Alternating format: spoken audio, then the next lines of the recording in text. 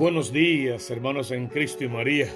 Una mañana más aquí congregados para alabar y bendecir al Rey, glorificar su nombre y agradecerle por todo el bien que nos hace.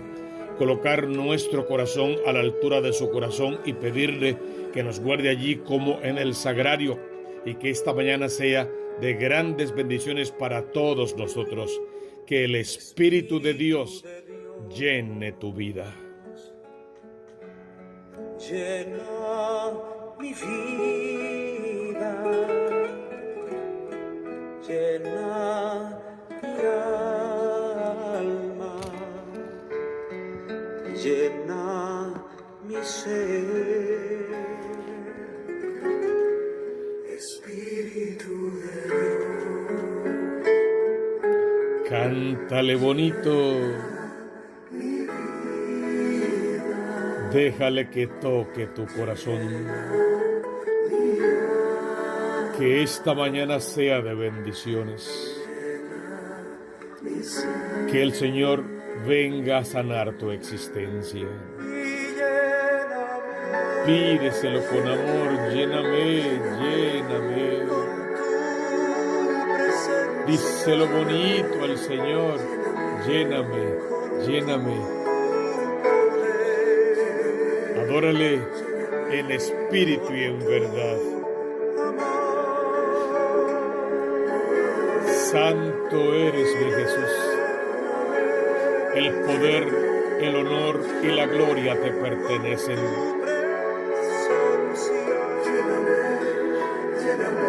Alabado sea tu nombre por siempre, jamás.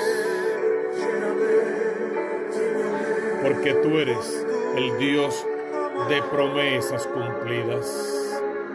Pídele al Señor que te llene con su amor y que tocando tu vida te renueve, que haga fiesta en tu corazón, que este lunes de la sexta semana del tiempo de Pascua sea para ti y para tu casa motivo de salvación, y que todo lo que le pidamos a Dios se nos conceda por pura obra y gracia del amor infinito de Dios. Siempre al comienzo de esta fiesta les suplicamos que se suscriban a este canal, por favor que lo compartan con otros, que le den like si es que les gusta, y también aceptamos con mucho amor todas sus sugerencias, su corrección fraterna, sus opiniones, también que coloquen allí sus intenciones, las que luego llevamos a la Eucaristía, y que nos dejen saber su sentir. Alguna pregunta que puedan tener y creen que podemos contestar, también pueden dejarla allí y con gusto lo atenderemos. El tema de la liturgia de hoy sería: Él dará testimonio de mí. Lógicamente es Jesús hablando de la acción del Espíritu Santo Paráclito que Él va a enviar, que vendrá sobre nosotros el día de Pentecostés. La primera lectura de hoy está tomada del libro de los Hechos de los Apóstoles en el capítulo 16, versos 11 al 15. Están hablando estos hermanos nuestros, Pablo, Bernabé y otros tantos, de sus viajes misioneros por todas partes. Y a todas partes del mundo conocido al que iban, cumplían con la misma misión: evangelizar, predicar el evangelio que ellos mismos recibieron directamente del Cristo de la gloria, o en su defecto de los primeros sacerdotes ordenados el Jueves Santo en la última cena, aquellos apóstoles que siguieron a Jesús y conocieron la gloria de Dios y luego se dedicaron a difundir el mensaje de esa gloria allá para el primer anuncio o el querigma de la iglesia verdadera. Nos hicimos a la mar en Troade y pusimos rumbo hacia Samotracia. Al día siguiente salimos para Neápolis y de allí para Filipos, primera ciudad del distrito de Macedonia y colonia romana. Es un viaje duro, difícil, de muchos días. Y así lo iban haciendo con un solo propósito: hacer que la palabra de Dios fuera difundida. Entre peligros, entre cárcel, entre pedradas, entre palos, entre golpes, entre insultos, entre rechazos, todo esto se iba dando simultáneamente, pero ellos no iban atrás. Sabían a lo que iban y lo iban a cumplir aunque les costase la vida, y de hecho sabemos que así fue. Allí nos detuvimos unos días. Y el sábado, lógico sábado, día de la sinagoga, el sábado salimos a la ciudad y fuimos a un sitio junto al río. Fuimos allí donde sabíamos que se podía hacer otra pesca milagrosa.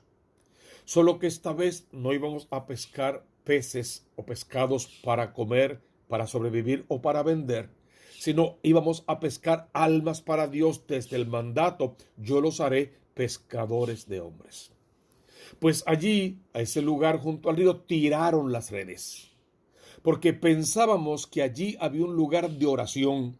Pues había que ir allí donde por lo menos la llama se comenzaba a encender, donde la gente le oraba al Dios de Israel, al Dios verdadero, aunque todavía no tuviesen conocimiento de Jesucristo y de su resurrección, o si lo tenían, no lo creían, porque era muy difícil de aceptar y de entender así de la nada. Llegaron allí, se sentaron entre ellos y trabaron conversación. Pero ¿con quién comienzan a dialogar? Lo dice él: con las mujeres. Y es bonito ese sentido, porque la mujer siempre ha tenido ese lugar importante en la iglesia, la verdadera evangelizadora en el seno familiar, dentro de la iglesia misma, en los grupos apostólicos. Por lo general, en todas las épocas han sido las mujeres, con dignidad, con fuerza, a veces sin demasiado conocimiento, pero con una fe incalculable, inmensurable. Pues se sentaron allí entre las mujeres, son más receptivas, un poco más parlanchinas en el sentido positivo de la palabra, y estaban mucho más abiertas a la sanación, a la salvación, a la liberación, al nuevo mensaje del Evangelio.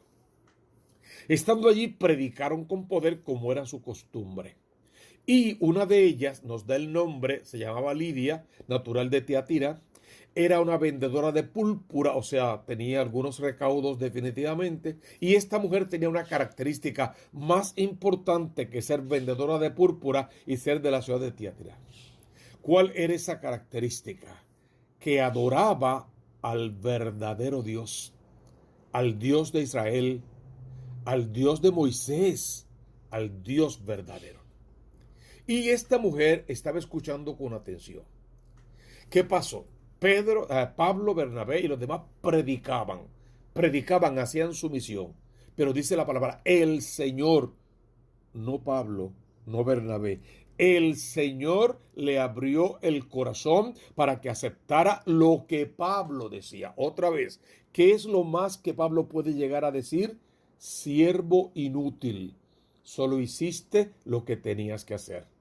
Repetimos: si me endioso, si me vanaglorio, si me lleno de mí mismo, si me creo pequeño Dios y empiezo a predicarme a mí, si creo que yo soy el que convierte, definitivamente me apartaré del verdadero Dios, haré de mí un Dios falso y me será muy fácil dividirme, separarme, irme de la iglesia verdadera a cualquier otro lugar donde mi protagonismo pueda ser ejecutado, ejercitado, visto, aplaudido e incluso pagado de más de una manera.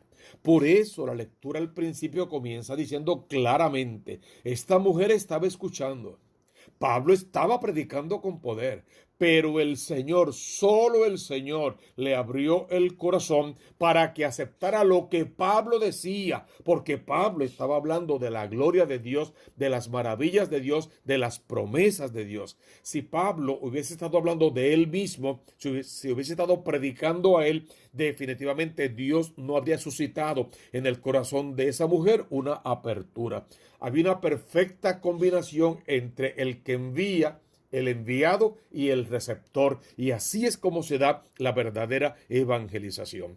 Tú tienes que ser enviado hoy a tu familia, a tu vecindario, en tu grupo parroquial, en tu iglesia. Ahí tienes que ser enviado por Dios para predicar lo que Dios enseña y llegar a un grupo de gente, y Dios va a suscitar. Algunos van a abrir el corazón, gloria a Dios por eso. Otros van a cerrar su corazón, ya Dios dirá, ya Dios sabrá. No olvides, como la obra no es tuya, es de Dios. El éxito y la gloria son de Dios. el aparente fracaso, el dolor, el sufrimiento, la tristeza, porque eso no se dio, puede que lo sufra el que es enviado, sabiendo que él, promesa que nos va a hacer desde hoy, nos enviará a un defensor, a un consolador, al Paráclito, y él siempre va a salir fiador por nosotros. Esta mujer escucha, se convierte, recibe la palabra de Dios en su corazón, pero no es suficiente, no es bastante. Ella quiere más, porque Dios siempre quiere más. ¿Qué quiere ella? Que se hospeden en su casa. Yo creo, en una forma de hablar, claro está, que esta mujer en su corazón acaba de escuchar cuando Jesús le dijo a Zaqueo: bájate, hoy quiero hospedarme en tu casa. Y creo que esta mujer en su fe habrá respondido: yo no soy digna de que entres en mi casa, dilo de palabra. Y esa palabra que ya había penetrado en su corazón la llevó a llevar a Cristo a su casa, a su familia, a los suyos, a su estilo de vida, a su intimidad, a lo más de ella. Por lo tanto, esa es la invitación de la palabra de Dios. Que aceptemos al que envía, al Dios verdadero, al Dios Padre, al Dios Hijo y al Dios Espíritu Santo. Que aceptemos el envío personal que ese Dios verdadero nos hace dentro de la coinonía, de la comunidad, de la asamblea, de la iglesia. Que en ese envío vayamos a predicar palabra viva de Dios, siempre decimos, no nuestra opinión personal. Que lleguemos a tocar los corazones en la libertad de los hijos de Dios, que el que escuche y se convierta sea bienvenido, y al que no, ya Dios tendrá juicio de él. No nos toca a nosotros impartir ningún tipo de juicio. Ella con esta actitud los obligó a aceptar, dice la palabra. Los obligó porque tienen un compromiso de hacer que Cristo se haga presente en cada corazón y en cada hogar de todas las naciones por donde ellos pasen. Esta primera lectura desemboca en este hermosísimo salmo, Salmo 149. El Señor ama a su pueblo, como dice el verso. Canta al Señor un cántico nuevo, resuene su alabanza en la asamblea de los fieles, que se alegre Israel por su Creador, los hijos de Sión por su Rey. Alaben su nombre con danzas, cántenle con tambores y cítaras, porque el Señor ama a su pueblo y adorna con la victoria a los humildes. Que los fieles festejen su gloria y canten jubilosos en filas, con vítores a Dios en la boca, en honor para todos sus fieles. Este salmo es una alabanza hermosa. Léelo completo en tu casa, particípalo, hazlo cántico de alabanza, emociónate con Dios y deja que Dios venga a vivir en tu corazón como en el corazón de Lidia y en tu casa como en la casa de ella. El Evangelio de hoy sigue siendo secuela de todo lo que hemos leído últimamente en esta promesa del Espíritu Santo, en este discurso final de Jesús en el Evangelio según San Juan, capítulo 15, versos 26, capítulo 16 al verso 4a. Desde todos esos versos componen esta lectura que es breve realmente. En aquel tiempo dijo Jesús a sus discípulos: cuando venga el Paráclito, ya hemos dicho, el Paráclito, el defensor, el enviado, el vivificador, el santificador, el unificador, el que nos sostiene, todo eso es el Paráclito. Cuando venga el Paráclito, que les enviaré desde el Padre. No olviden, el Padre y yo somos uno. Quien me ha visto a mí, ha visto al Padre. No olviden todos esos datos. Que les enviaré desde el Padre, el Espíritu de la verdad. Han recibido un espíritu de valientes, no de cobardes. El Espíritu de la verdad que procede del Padre. Él, el Espíritu, dará testimonio de mí. Si algo falta porque sepan, se los revelará. Les mantendrá vivos en la llama de la fe. Los vivificará en una vida espiritual para que el mundo no pueda contra ustedes. Y los sostendrá para que no caigan, para que su pie no tropiece en la piedra. Él va a dar testimonio de mí. Él les va a terminar de revelar si algo les falta por conocer. Y también ustedes, guiados por ese mismo Espíritu, así como el Espíritu da testimonio de mí, ustedes también darán testimonio de mí. Por eso Pablo y sus compañeros van sin miedo ninguno a predicar, aún sabiendo que el costo puede ser la propia vida. Más aún, dice la palabra, llegará incluso una hora cuando el que les dé muerte pensará que da culto a Dios. Y eso ha pasado en toda la historia de la humanidad y sigue sucediendo lamentablemente. De hecho, así comenzó la historia de salvación en la vida del famoso Saulo de Tarso, ahora San Pablo. Él perseguía y mataba a cristianos y creía que estaba haciendo lo correcto, hasta que el Dios de lo correcto tocó su corazón. Él se dejó tocar, lógicamente, lo sacó de su equivocación, lo llevó a la luz verdadera de los hijos de Dios y lo hizo pasar de perseguidor a promulgador, y se convirtió de esa manera en el gran promulgador del evangelio en la casa de los gentiles, haciéndolo luz de los gentiles. Esto dice algo muy doloroso, muy triste, muy fuerte. Estos creerán que dan culto a su Dios cuando los maten y los persigan, pero ustedes sí sabrán que le están dando culto al verdadero Dios cuando entreguen su vida, si fuera necesario, por el reino de los cielos. Y esto lo harán porque no han conocido al Padre ni a mí. O sea, si Jesús te está diciendo, hay quien te va a perseguir y te va a querer matar, y la razón es porque no conoce ni al Padre ni a mí, y tú no quieres ser ni perseguido ni ser matado, ¿qué tienes que hacer? Ir a esos pueblos, convertir a esa gente, llevar el mensaje y hacer que todos vengan a participar de la misma gloria de Dios. ¿Cómo culmina Jesús este evangelio? Les he hablado de esto para que cuando llegue la hora se acuerden de que yo se los había dicho. Jesús ya nos ha dicho todo lo que tenemos que saber de ese Espíritu Santo de Dios. Y el Espíritu Santo de Dios también está reflejado en el Catecismo de la Iglesia Católica, que tiene todo un tratado sobre esta acción del Espíritu Santo de Dios.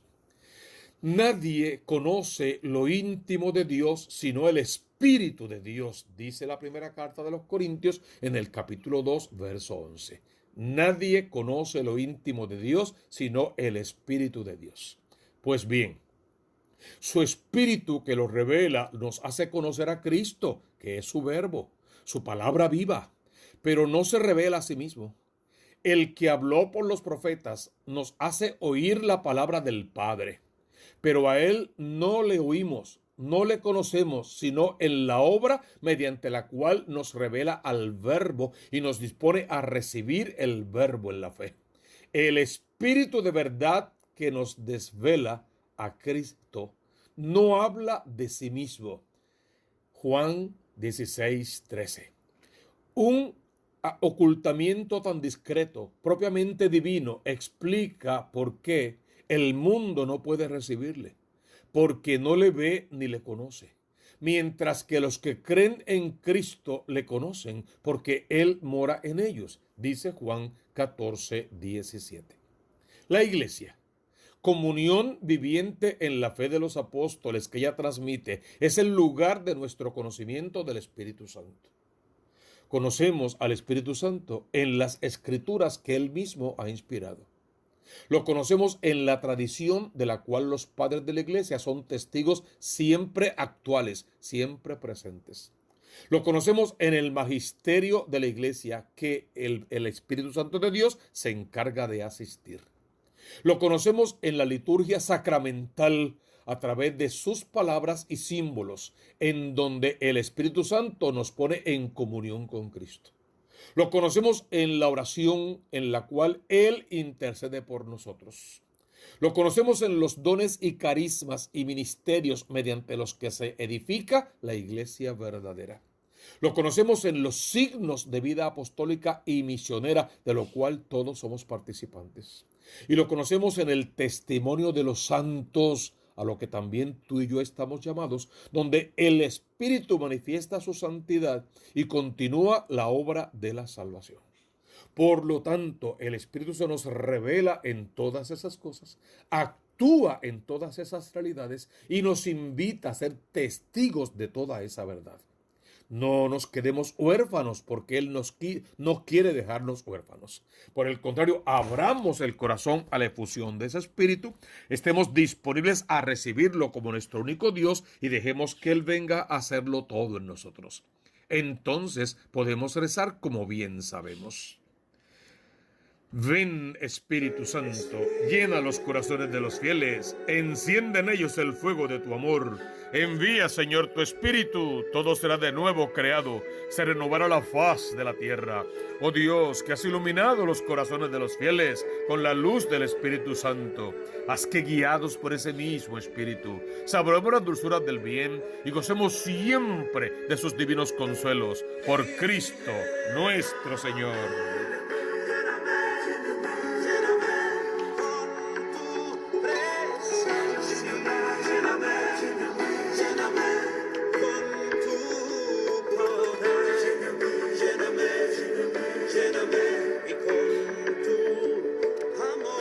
Alábale, vive el Dios de Israel.